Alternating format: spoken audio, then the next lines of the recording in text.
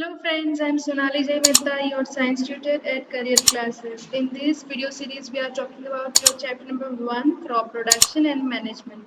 In our previous videos, we have already talked about the introductory part of crop production, crop क्या है, agriculture practices क्या है, right कौन कौन से प्रैक्टिसेस फार्मर्स करते हैं टू प्रोड्यूस क्रॉप। तो हमने कुछ एग्रीकल्चर प्रैक्टिस हमारे प्रीवियस वीडियोस में ऑलरेडी पढ़ लिए हैं, जैसे कि प्रिपरेशन ऑफ सॉइल कैसे होता है, सोइंग कैसे होता है। अगर आपने वो प्रीवियस वीडियोस नहीं देखे हैं तो काइंडली हमारे चैनल के प्लेलिस्ट में जाइए, वहाँ पे आपको प्रीवियस वीडियो भी मिल जाएंगे और डिस्क्रिप्शन बॉक्स में भी आगे की वीडियो की डिटेल्स शेयर कर दी गई है।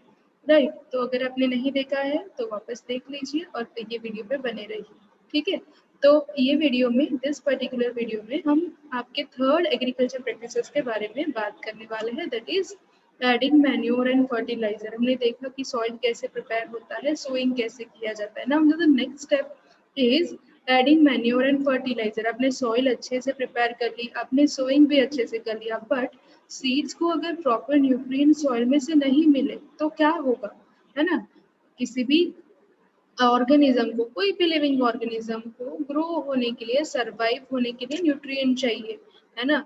हम हमारी बॉडी में भी ऐसा होता है कि आपने खाना पीना छोड़ दिया या आप खा रहे हो बट फास्ट फूड ही खाए जा रहे हो, बाहर का खा रहे हो, आपको प्रोटीनेशियस न्यूट्रिशियस फूड नहीं मिल रहा है। इन दैट केस क्या होगा कि आपकी बॉडी प्रॉपरली ग्रो और डेवलप नहीं हो पाए। तो वैसे ही अगर आपने सोइंग तो कर लिया बट खेत में यानी कि सॉइल में प्रॉपर फर्टिलाइजर और न्यूट्रिएंट नहीं होंगे तो क्या होगा कि हमारी क्रॉप अच्छे से ग्रो नहीं कर पाएंगे। So it is very important agriculture practices, ये करना बहुत ज़रूरी है ताकि जो जो न्यूट्रिएंट सॉइल में नहीं है उसे हम बाहर से प्रोवाइड कर सकें। So when after crop is grown in same field, एक ही फील्ड में हम एक ही तरह का क्रॉप बार बार अगर ग्रो करेंगे तो सॉइल जो होगी ना वो उसमें पर्टिकुलर न्यूट्रिएंट जो होंगे वो कम होते जाएंगे। आपने पहले शुगर केन ग्रो किया था, वापस आप शुगर केन ही ग्रो कर रहे हो, बार बार एक ही तरीके का प्लांट आप ग्रो करोगे तो सॉइल में से एक ही तरीके का प्लांट बार बार एक ही तरीके का न्यूट्रिएंट बार बार यूज होता जाएगा, वो पर्टिकुलर न्यूट्रिएंट में सॉइल डिप्लीट हो जाएगी, ठीक है। तो ऐसे न्यूट्रिएंट जो सॉइल से बार बार यूज हो रहे हैं, ये न्यूट्रिएंट या तो हम फर्टिलाइजर या फिर मैन्योर डाल के सॉइल में वापस ऐड कर सकते हैं ताकि हमारा प्लांट जो है वो इजीली डेवलप हो जाए, उसका हेल्दी ग्रोथ हो, हमारा क्रॉप प्रोडक्शन अच्छा हो।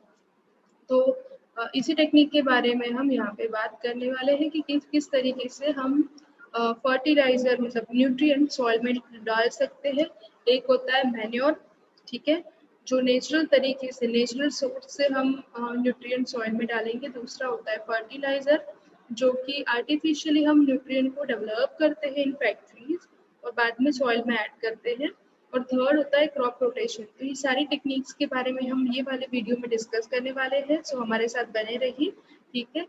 तो जरूर कमेंट बॉक्स में बताइए कि आपको ये वीडियो कैसा लगा, ठीक है। ओके फाइन, सो स्टार्ट करते हैं। सबसे पहले बात करेंगे कि किस अलग अलग तरह के, देखो मैंने बोला ना कि 3 अलग अलग चीजें हैं। एक होता है फर्टिलाइजर, दूसरा होता है मैन्योर एंड क्रॉप रोटेशन। तो सबसे पहले हम मैन्योर यानी कि नेचुरल तरीके के बारे में बात करने वाले हैं, ठीक है। तो देखते हैं कि मैन्योर क्या होता है। ओके फाइन, सो चलिए सबसे पहले आप मुझे बताइए आप क्या समझते हो मैन्योर क्या होते हैं। यस, आपके अलग अलग आंसर होंगे, चैट बॉक्स में मुझे बताइए। चलिए बहुत सारे लोग लिखने भी लगे, फाइन। सो देखो मैन्योर जो है ना वो अलग अलग तरीके के होते हैं, बट ये बात पक्की है कि जहाँ पे आप मैन्योर वर्ड सुनते हो, मैन्योर का मतलब होता है जो नेचुरली हमें मिलता है, ठीक है, जिसके ऊपर कोई केमिकल प्रोसेस या फैक्ट्री में कोई प्रोसेसिंग नहीं हुआ है। तो जो भी नेचुरल तरीके से हमें मिल रहा है उसी के अंदर से सॉइल में न्यूट्रिएंट लौटाने हैं, उसे हम बोलेंगे मैन्योर, ठीक है। तो मैन्योर अलग अलग तरीके के होते हैं, ठीक है। रो मैन्योर हो सकता है, ग्रीन मैन्योर हो सकता है, कंपोस्ट हो सकता है, ठीक है। तो हम बारी बारी से एक एक मैन्योर के बारे में डिस्कस करते जाएंगे, ठीक है। तो सबसे पहले बात करते हैं रो मैन्योर। मान लीजिए कि आपके पास थोड़ा सा खेत है, राइट, खेत है मतलब थोड़ा नहीं, खेत है। ओके, तो खेत के अंदर आप चाह रहे हो कि आपको ऑर्गेनिक मैन्योर डालना है, आपको बाजार से फर्टिलाइजर खरीद के नहीं डालने हैं। तो आप क्या कर सकते हैं, अलग अलग तरीके के मैन्योर के बारे में देखते हैं। ठीक है, तो पहला और इजी अवेलेबल ऑप्शन आपके पास क्या होता है, रो मैन्योर। ठीक है, अब ये रो मैन्योर से आप क्या समझते हो, आपके घर में बचा हुआ खाना होगा या फिर आसपास गार्डन है तो उसमें लीफ होंगे, कुछ ब्रांचेस होंगी, लीफ, पत्ते, झाड़ पत्ते, ग्रास, ये सब हो सकता है। ठीक है, जितना भी कचरा आपको दिख रहा है ये सारी चीजें डोमेस्टिक वेस्ट है। आपके घर पे अगर काऊ, बफेलो, ये सारे एनिमल है या फिर हमारा भी ह्यूमन एक्सक्रीटा भी है, तो ये सारी चीजों को ये सारी चीजों का मिक्सचर खेत में ऐसे ही डाल दिया जाता है। रो का मतलब होता है जिसका कोई प्रोसेसिंग नहीं हुआ है। ठीक है, जैसे हम रो आम बोलते हैं जो पके नहीं है, जिसके ऊपर कोई भी प्रोसेस नहीं हुआ है, तो इसलिए वर्ड यूज होता है रो। ओके, तो उसी तरीके से यहाँ पे क्या हो रहा है कि जो भी हमारे पास कैटल या डोमेस्टिक वेस्ट, कैटल का वेस्ट है या डोमेस्टिक वेस्ट है, वो वेस्ट को डायरेक्टली हम फील्ड में डालेंगे तो अपने आप सॉइल में जो बैक्टीरिया होंगे या माइक्रो ऑर्गेनिजम्स होंगे वो ये वेस्ट को डिकम्पोज करेंगे, डिग्रेड करेंगे, और वेस्ट में जितने भी न्यूट्रिएंट होंगे, न्यूट्रिएंट मतलब जो मान लीजिए कैटल डंग है या डोमेस्टिक वेस्ट है, ग्रास है, पत्ते हैं, तो माइक्रो ऑर्गेनिज्म जो होंगे ना, ये माइक्रो ऑर्गेनिज्म क्या करेंगे कि ये जो वेस्ट है या फिर लीफ है, ये सारे स्ट्रक्चर को डिकम्पोज करके उसमें से कार्बन, हाइड्रोजन, ऑक्सीजन, नाइट्रोजन, ऐसे सारे न्यूट्रिएंट सॉइल में रिटर्न कर देंगे, सॉइल को लौटाएंगे। ठीक है, तो इस तरीके से रो मटेरियल, रो मैन्योर भी अगर हम खेत में डालेंगे तो उनको सारे न्यूट्रिएंट प्लांट को इजीली मिल जाएंगे, बट टाइम कंज्यूमिंग प्रोसेस होगा क्योंकि अपने वेस्ट प्रोडक्ट डाला है ना, वो अपने आप डिकम्पोज होगा तो उसमें टाइम लगेगा और टाइम के बाद प्लांट को या आपके क्रॉप को न्यूट्रिएंट मिलेंगे। ठीक है, तो ये एक तरीका हुआ। राइट, आप सबको समझ में आ गया, जो भी कचरा है या एनिमल एक्सक्रीटा है, कैटल का जो भी कचरा है, तो बचा हुआ खाना है, ये सब चीजें हम डाल सकते हैं एज अ रो मैन्योर। सबको इकट्ठा करके सबका मिक्सचर प्लांट के पास खेत में अप्लाई किया जाता है। राइट, ये रो मैन्योर है। Okay, now the second one is compost. ठीक है, अब कंपोस्ट तो हम बड़े डिटेल में पढ़ चुके हैं स्टैंडर्ड 6 में, है ना। कंपोस्ट क्या होता है थोड़ा सा हम समझ लेते हैं। मान लीजिए कि आपने एक खड्डा खड्डा खोदा, ठीक है, खड्डे के अंदर आप थोड़ी सी सॉइल भर, मतलब कचरा भर रहे हो, फिर उसके ऊपर वापस सॉइल डाल रहे हो, वापस उसमें वेस्ट भर रहे हो, झाड़ पत्ते, कागज, जितना भी डिग्रेडिंग वेस्ट है, बचा हुआ खाना, सब्जी के छिलके, है ना, मटर छिलते हैं या फिर प्याज छिलते हैं, जो भी है ऊपर का लेयर होता है जो हम वेस्ट है हमारे लिए, तो ये सारी चीजों को इकट्ठा करके हम सॉइल में, खड्डे में डिग कर देते हैं। ठीक है, और थोड़े टाइम के लिए उसे छोड़ देंगे, 15 दिन, 20 दिन, 1 मंथ, 2 मंथ। तो आफ्टर 2 to 3 months ये क्या होगा कि हमारा सारा कचरा जो है वो कन्वर्ट हो जाएगा into degraded form, decompose form में कन्वर्ट हो जाएगा।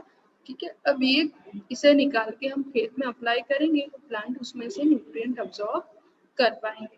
ठीक है, तो कंपोस्ट कुछ नहीं है, सड़े हुए प्लांट्स या एनिमल के बचे हुए रेसिड्यू को कंपोस्ट बोला जाता है। ठीक है, ओके, और कैसे होता है, सेम प्रोसेस कि सॉइल के अंदर जो माइक्रो ऑर्गेनिज्म होंगे वो हमारे डाले हुए कचरे में से चीजों को डिग्रेड और डिकम्पोज करके उसमें से कार्बन, हाइड्रोजन, नाइट्रोजन लौटा देंगे। ठीक है, रॉ डालेंगे तो उसका पूरा डिग्रेडेशन खेत में होगा, कंपोस्ट बना के डालेंगे तो ऑलरेडी कंपोस्टिंग के प्रोसेस में ये सारा कचरा डिग्रेड हो चुका है। ठीक है, तो प्लांट को अब्सॉर्ब करना थोड़ा आसान हो जाएगा। अगर हम ये प्रोसेस को और फास्ट अप करना चाहते हैं तो हम क्या कर सकते हैं, कंपोस्ट के अंदर वर्म्स यूज कर सकते हैं, स्पेशली अर्थ worm.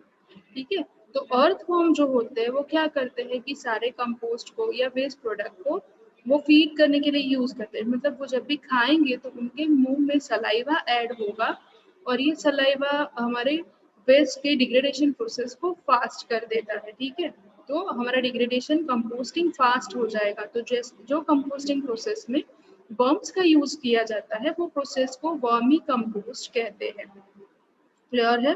Okay, now number 4, green manure. ठीक है, अब ये जो मेथड है ना ये थोड़ी अलग है। ठीक है, तो ग्रीन मैन्योर में क्या किया जाता है, ठीक है, तो आपको मैं एक डायग्राम के साथ समझाती हूँ, ठीक है।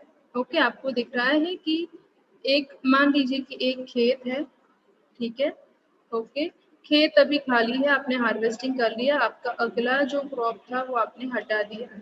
अब खेत के अंदर आप क्या करोगे, जैसे लेग्यूमिनस प्लांट है, ठीक है, जिसमें बहुत सारा नाइट्रोजन होता है, तो इसलिए हम क्या करेंगे, मूंग है या चना है, ऐसे लेग्यूमिनस क्रॉप को ग्रो करेंगे, ठीक है। अभी लेग्यूमिनस प्लांट ग्रो करने का बेनिफिट क्या है, कि ये 2 से 3 महीने में ग्रो हो जाते हैं।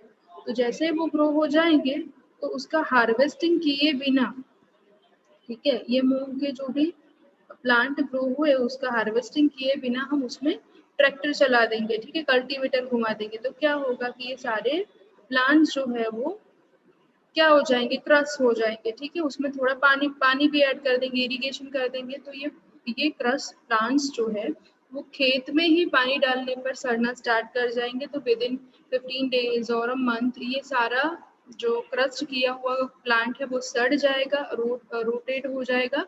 और ऐसे मैन्योर, ठीक है, ऐसे क्रश प्लांट अगर सॉइल में ऐड है तो धीरे धीरे उसमें सारे कंपोनेंट नेचुरल तरीके से सॉइल में वो रिलीज कर देंगे, ठीक है। तो यहाँ पे क्रॉप उगा तो रहे हैं पर उसे हार्वेस्ट नहीं करेंगे, उसे वापस सॉइल में ही क्रश करके डाल देंगे, तो क्या होगा कि हमारे प्लांट बहुत इजीली न्यूट्रिएंट अब्सॉर्ब कर पाएंगे। जो भी अपकमिंग, मान लीजिए कि आपको शुगर केन ग्रो करना था, तो ये मूंग क्रश कर दिए, उसे सड़ने दिया, उसके बाद वो एक बार सॉइल में अच्छी तरह से मिक्स हो गए, उसमें कल्टीवेटर घुमाया तो वो क्रश होकर मिक्स हो जाएंगे, उसे थोड़ा डिग्रेड होने दिया, तो उसके बाद नया शुगर केन या कोई भी प्लांट हम उसमें ग्रो कर सकते हैं, ठीक है।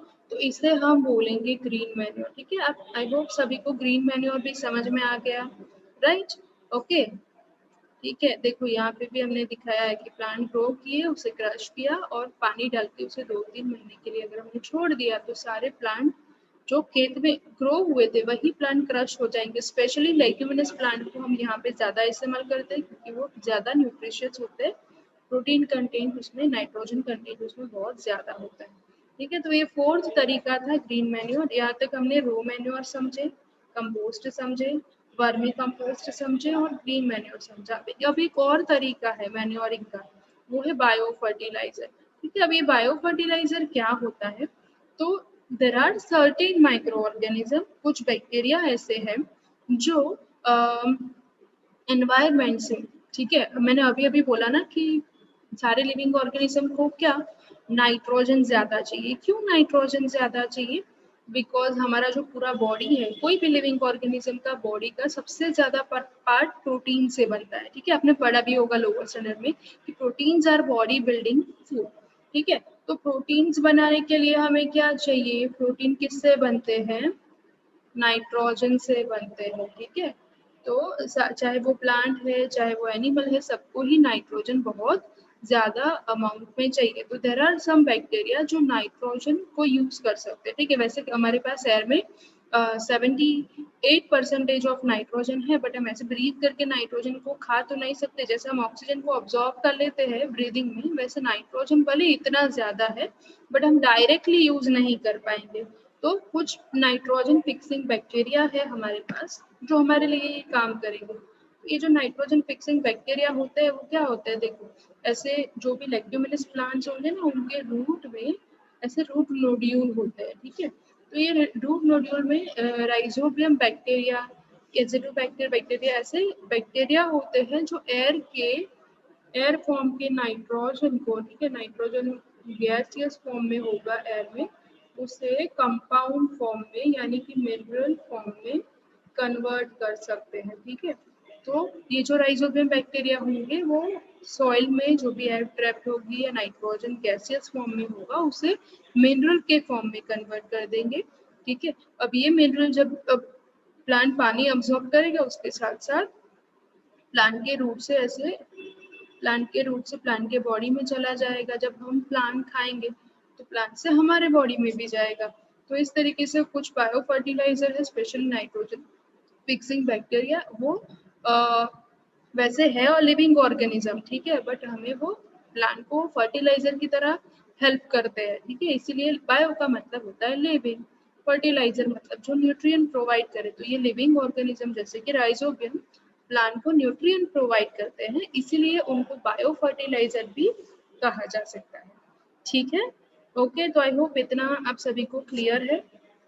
अब सिर्फ नाइट्रोजन फिक्सिंग बैक्टीरिया ही नहीं है, कुछ फंगस भी ऐसे होते हैं जो प्लांट के रूट के पास डेवलप होते हैं और वो प्लांट के अंदर फॉस्फोरस अब्सॉर्ब करके देते हैं। स्पेशली देखो यहाँ पे माइकोराइजा फंगस है, ठीक है, ये माइकोराइजा एक तरह की फंगस है जिसका काम होता है फॉस्फोरस को अब्सॉर्ब करना। ठीक है, ओके, तो mycorrhiza is a type of fungi that observe phosphorus in plant. ठीक है, प्लांट के रूट को वो फॉस्फोरस मिनरल अब्सॉर्ब करके देगा ताकि प्लांट का ग्रोथ बहुत अच्छे से हो जाए। ठीक है, तो these are the various type of manures. Clear है, ओके। अब नेक्स्ट लेक्चर में हमें डिस्कस करना है वेरियस टाइप ऑफ फर्टिलाइजर, और उससे भी बहुत इंपॉर्टेंट क्वेश्चन है that is manure versus fertiliser. Manure कैसे हेल्पफुल है और क्या क्या प्रॉब्लम है मैन्योर यूज करते वक्त, फर्टिलाइजर क्या है वो कैसे यूजफुल है, और फर्टिलाइजर यूज करने पे क्या क्या प्रॉब्लम्स है, ये सारी चीजें हम नेक्स्ट क्लास में डिस्कस करेंगे। ठीक है, सो हमारे साथ बने रहिए। आपको ये वीडियो कैसा लगा जरूर कमेंट बॉक्स में बताइए, आपके फ्रेंड्स के साथ शेयर करिए। ठीक है, हमें सब्सक्राइब करिए। Okay, bye bye, take care, keep reading, keep doing. मिलते हैं नेक्स्ट वीडियो में।